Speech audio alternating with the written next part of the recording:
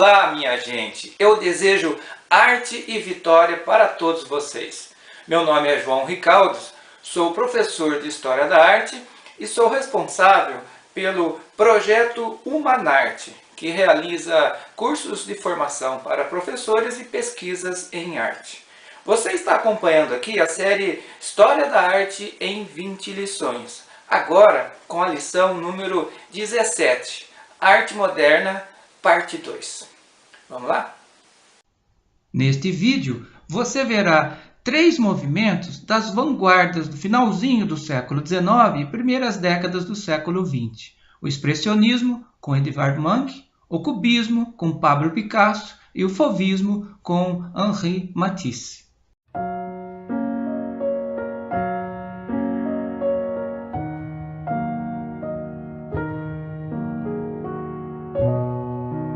Vamos começar pela história do principal líder do expressionismo, que é Edvard Munch, um pintor muito conhecido pela sua famosa obra O Grito, mas talvez a sua vida não seja assim tão conhecida, né?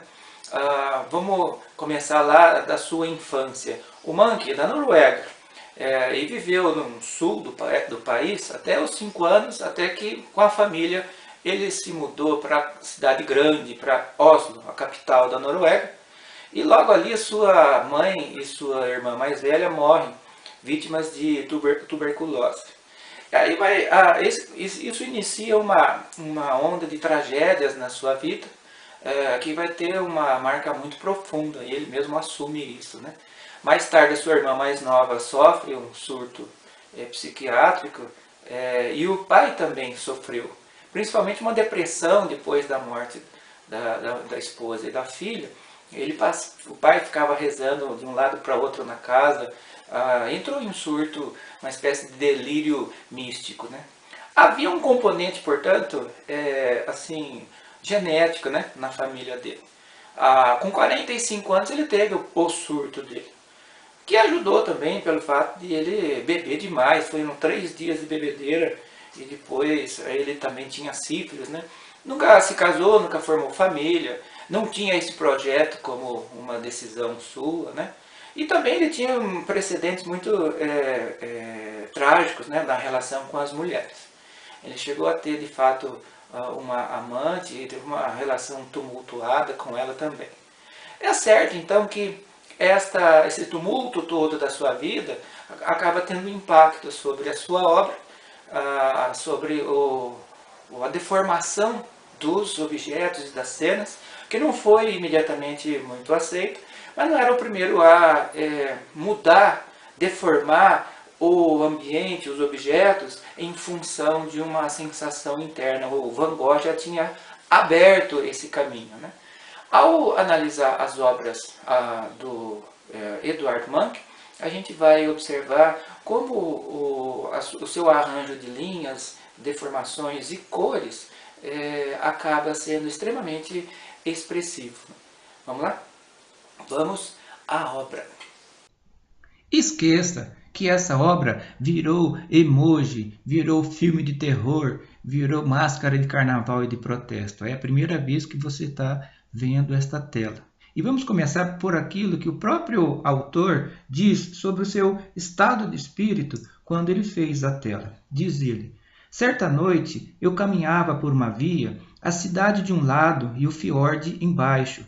Sentia-me cansado, doente, o sol se punha e as nuvens tornavam-se vermelho sangue. Senti um grito passar pela natureza. Pareceu-me ter ouvido um grito. Pintei esse quadro, pintei as nuvens com sangue real, a cor uivava. Veja que a distorção das linhas ondulantes, as cores fortes, quentes, misturado com as cores frias, o azul forte aqui para o mar, o céu em labaredas de vermelho e laranja, e esse rosto todo contorcido, ajuda a expressar essa angústia, essa dor que abala o seu ser profundamente. Felizmente, não só de dor e de grito são feitos os movimentos da alma. Também o beijo causa uma comoção e um tumulto que contamina o ambiente, distorce a cortina, distorce o ar. Esse aqui seria o esboço que ajudaria você a identificar a postura dos dois corpos num beijo tão envolvente que faz o rosto de um se misturar com o do outro, dois em um só. Um tumulto feliz da alma que contamina e distorce e fratura todo o ambiente, todo o entorno. Verifique agora em que estágio da dança da vida você se encontra. Ao fundo, sob a luz do luar, o mar serve de entorno para o baile da vida. À esquerda, a menina de branco, jovenzinha, ensaia o primeiro passo para entrar nesta dança. Está ansiosa para participar. Ao centro, a mulher de vermelho, mulher fatal, envolve o seu parceiro. Um pouquinho mais adiante, você tem um casal em que o rapaz mais parece um vampiro sexual prestes a devorar a sua parceira. E finalmente, no canto direito, isolada, cabisbaixa, a senhora idosa de preto já não está assim tão animada com a dança da vida que ela abandona.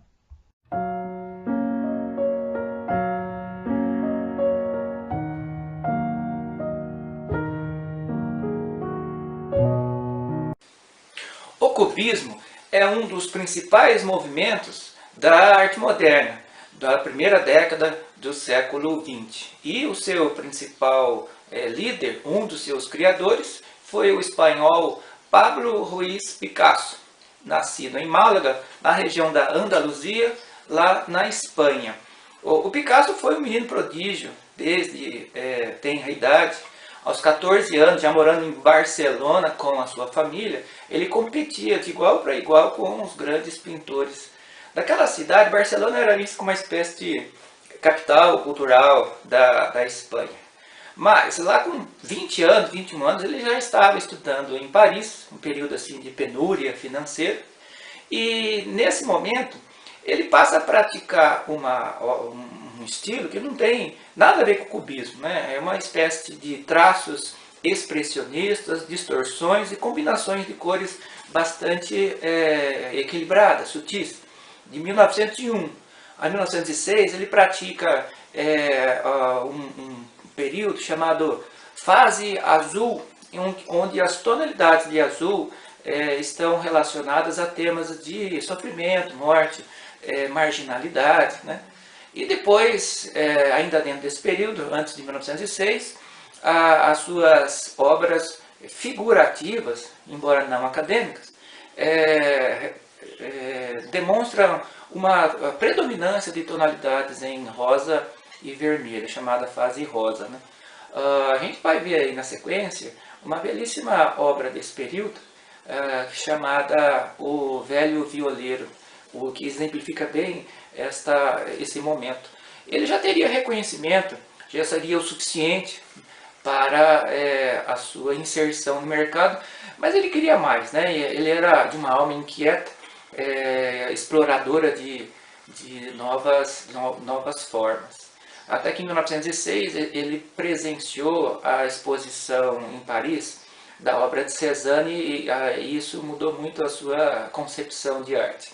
Ele já estava namorando a obra da arte africana, a obra de Matisse, e o que todos têm em comum é uma certa simplificação das formas, uma certa capacidade de expressão com poucas linhas, com poucas cores. E isso deixou ele impressionado, falou, eu vou entrar nessa onda aí. E junto com o seu amigo Georges Braque, ele começou a explorar um estilo que os críticos pejorativamente chamaram de cubismo, né? Parece um monte de cubinho assim solto. O que ele queria fazer? A ideia era reestruturar o espaço a partir de um objeto real, uma figura real, e não representá-lo, né? Então acontece aí, tem aí um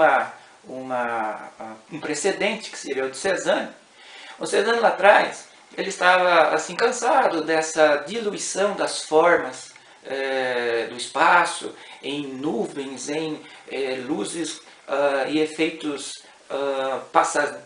passageiros, né, movediços, efeitos assim fugazes, que era do impressionismo. Então ele queria recuperar a estrutura e foi para dos objetos, né, e foi para uma arte em que ele representava mais as essências das estruturas geométricas, como nós vimos na aula passada, do que as suas aparências cambiantes.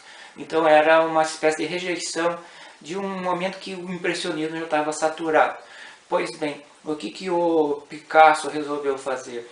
Ele queria também continuar numa obra assim bidimensional, abandonar a tradição da tridimensionalidade, da arte acadêmica, mas aquela estrutura geométrica do Cézanne não lhe agradava. Então ele resolveu dar uma profundidade sem tridimensionalidade, sem o geometrismo que ele fez.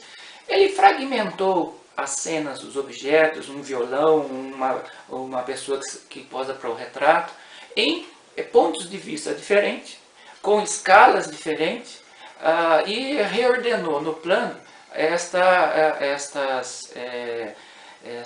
esses pedaços, esses fragmentos.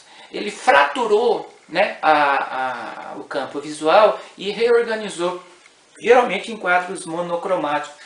Seria mais ou menos como se você pegasse aí o seu cachorro da sua mais convivência familiar e tirasse uma foto de perfil, uma foto dele deitado, uma foto dele de costas olhando para lá, assim, e fizesse várias cópias, umas com close, outras à distância, com um zoom, e embaralhasse tudo isso de forma anárquica, vamos dizer assim, de forma caótica, né? Só que você faria a retomada de todas as partes, pontos de vista diferentes, escalas diferentes, de uma forma equilibrada, de uma forma que houvesse uma ordem nesse caos. Surge então desse despedaçamento, dessa fragmentação, dessa análise dos termos de um campo visual, o chamado cubismo analítico. E é interessante que a crítica odiou, né, por exemplo, fazer uma obra de um violino com aquele parafuso, o cravelha, né, a cravelha, que fica lá em cima para você afinar o violino, maior, o repetido, as curvas do violino replicadas, as cordas lá em cima, aqui embaixo, mas aí as pessoas, alguns até disseram assim, olha, você está zombando, tirando sarro da nossa capacidade intelectual, achar que isso é um retrato, que isso aqui é um violino. Ele não estava querendo zombar de ninguém e não estava querendo dizer que era um violino, mas a partir dele fazer um rearranjo, né? E a sua pesquisa, a sua experiência, a sua tentativa foi a tal ponto que chegou um momento que ele estava beirando a uma abstração. A partir de uma ideia que um objeto lhe dava, ele reagrupava, reestruturava, então ele ficou entre a representação e a abstração e falou, peraí, esse é um caminho que de fato alguns dos seus contemporâneos seguiriam, surgindo do abstracionismo, mas ele não queria isso, né? Então ele veja que a história da arte desse período é feita de herança de experiências das gerações anteriores, que criaram soluções e aparecendo novos problemas que a geração seguinte tenta resolver e deixando para a próxima outros problemas. No caso que nós falamos aqui, o Cézanne achou que o impressionismo era um problema, e resolveu ir para as essências que aquelas névoas escondiam, e aí achou a sua solução, que para o Picasso era um problema. Quando eu digo um problema, é um problema estético, formal. Esse é um traço bastante interessante das tendências dos movimentos modernistas. O tema vai perdendo importância para a forma. Isso é muito interessante. É como se todos estivessem caminhando consciente ou inconscientemente do figurativismo para o abstracionismo, né? Mas seria um exagero. Existem caminhos que não têm que não tem continuidade, mas há várias tentativas.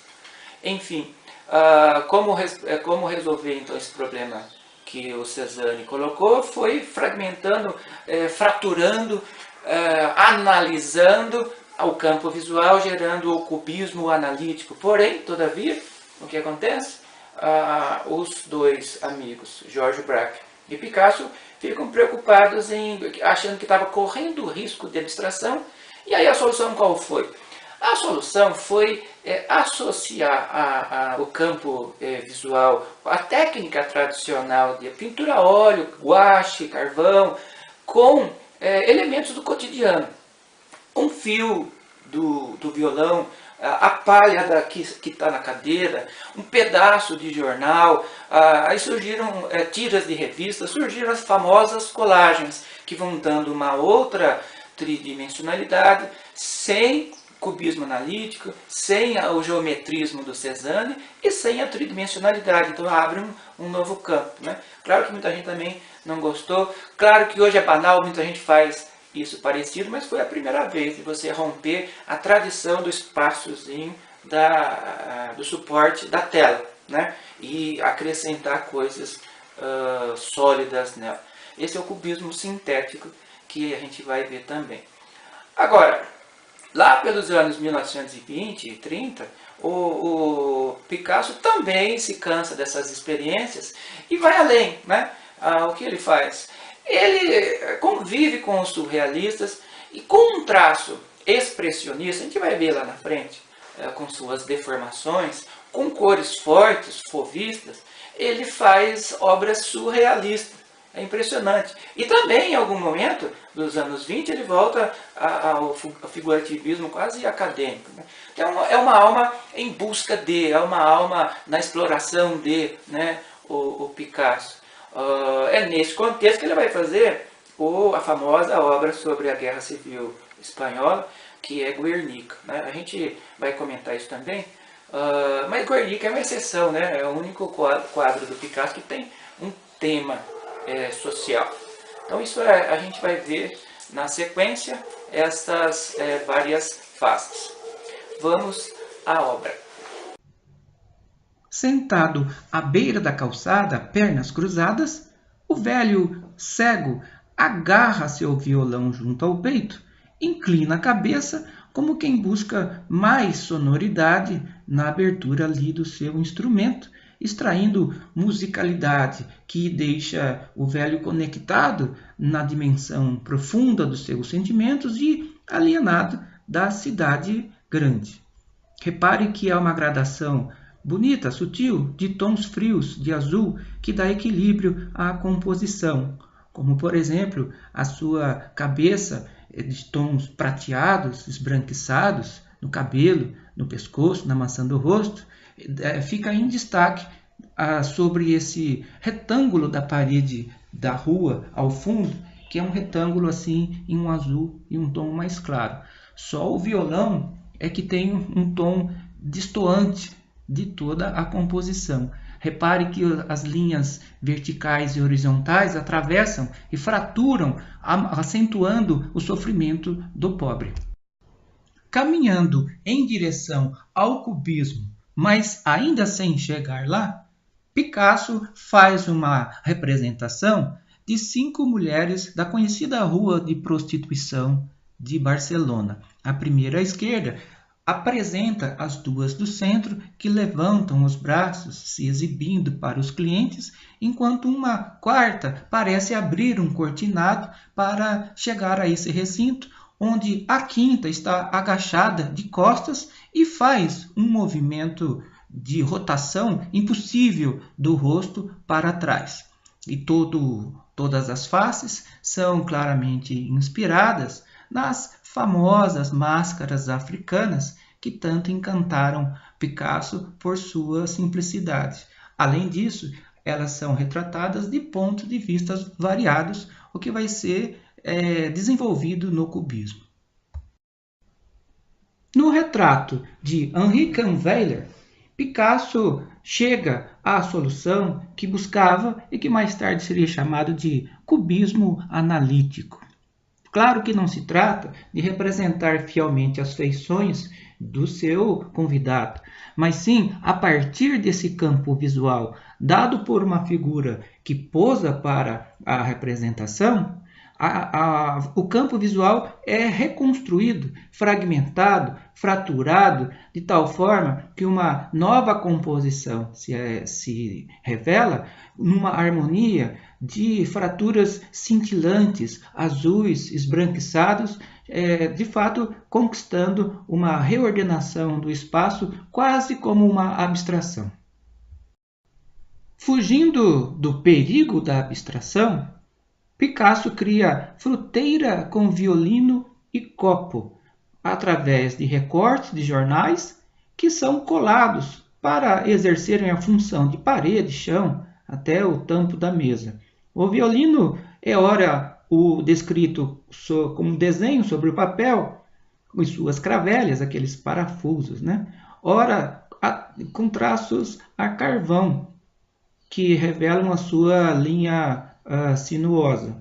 Aparece lá em cima a parte de um fragmento de uma palavra, arishon, que seria um trocadilho em relação a apparition, aparição.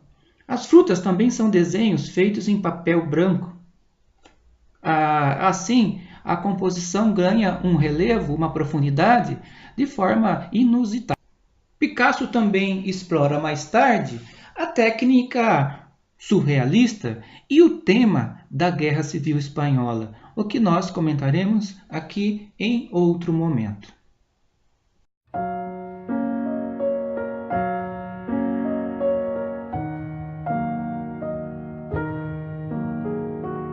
A palavra fauvismo vem do francês fauve, que quer dizer fera, selvagem, e foi utilizada de forma pejorativa pela primeira vez para designar a obra então inaugural de Matisse em 1905. É uma crítica de quem achou as cores, além de muito exageradas, berrantes, agressivas, e muito diferente da expectativa de uma arte figurativa que de fato representasse o real.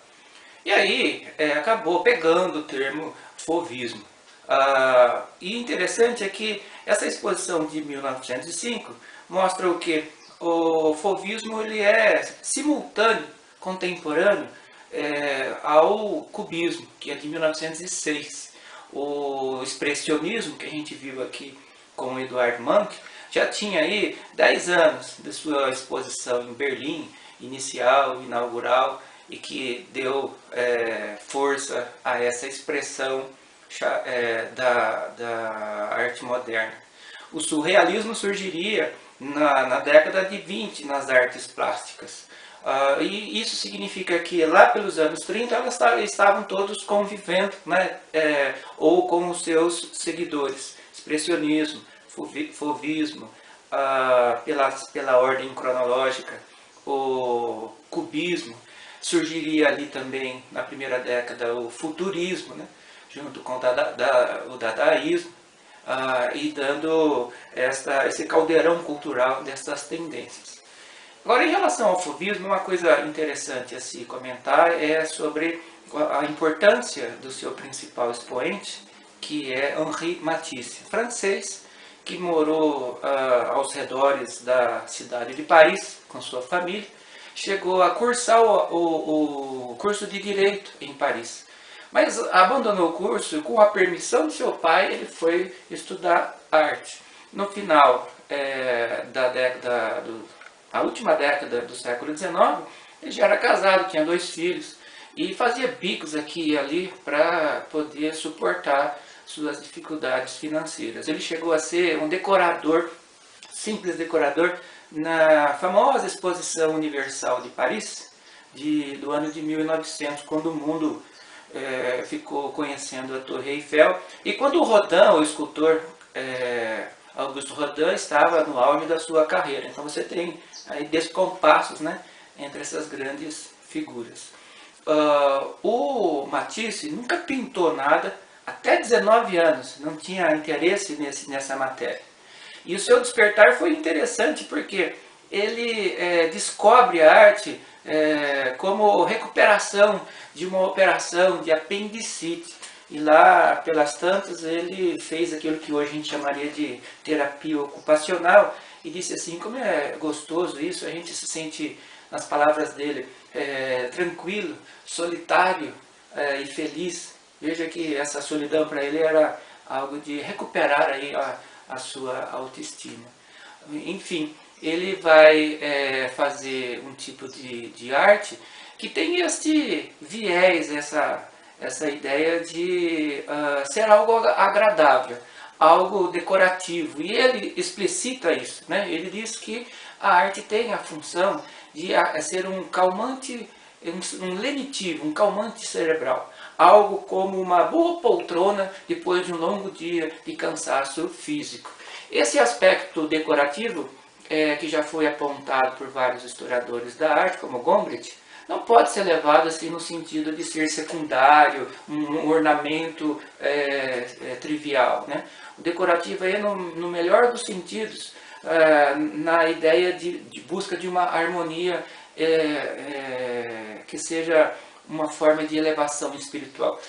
Mas como que a mesma obra, que para uns é agressiva, gritante, escaldante e uma fera selvagem, para outro é um lenitivo, um calmante, algo agradável.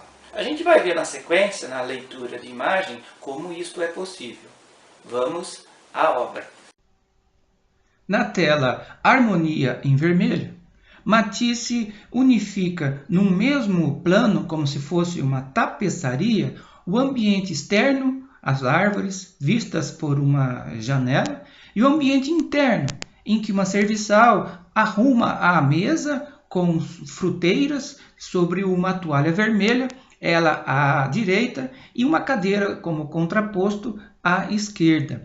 As linhas dos motivos vegetais em S, lá no papel de parede do lado direito, são replicadas por ramificações que brotam da borda inferior e vão tomando de um lado e de outro, tateando a toalha e a mesa. Essas linhas são acompanhadas pela curvatura das árvores que estão lá fora. Uma curvatura elegante à esquerda, que é também acompanhada, acentuada pela própria curvatura do corpo da serviçal que está à nossa direita. Veja que a composição é atravessada por uma tonalidade vermelha que lhe dá uma certa harmonia, uma certa graça, uma certa leveza. De fato, um calmante para a alma. A série A Dança foi uma encomenda de um magnata russo. Aqui Matisse usa apenas 3 cores em sua composição, o fundo em azul e verde e 5 figuras humanas num vermelho vivo, um vermelho escarlate, num movimento rítmico, num movimento de uma dança de roda, em que não há a mínima preocupação com os detalhes anatômicos, muito menos com a expressão facial. No entanto, o sentimento de movimento, de musicalidade é muito intenso, vigoroso e ao mesmo tempo com muita leveza. Veja que contribui para esse ritmo a ligação dos corpos pelos braços estendidos. Aqui você percebe, por exemplo, o personagem ao centro, que parece ditar o ritmo, batendo os pés no chão e inclinando a cabeça. Esse dançarino superior cadencia o espetáculo com essa sua cabeça reclinada. Braços se conectam, se ligam, arrastando a todos.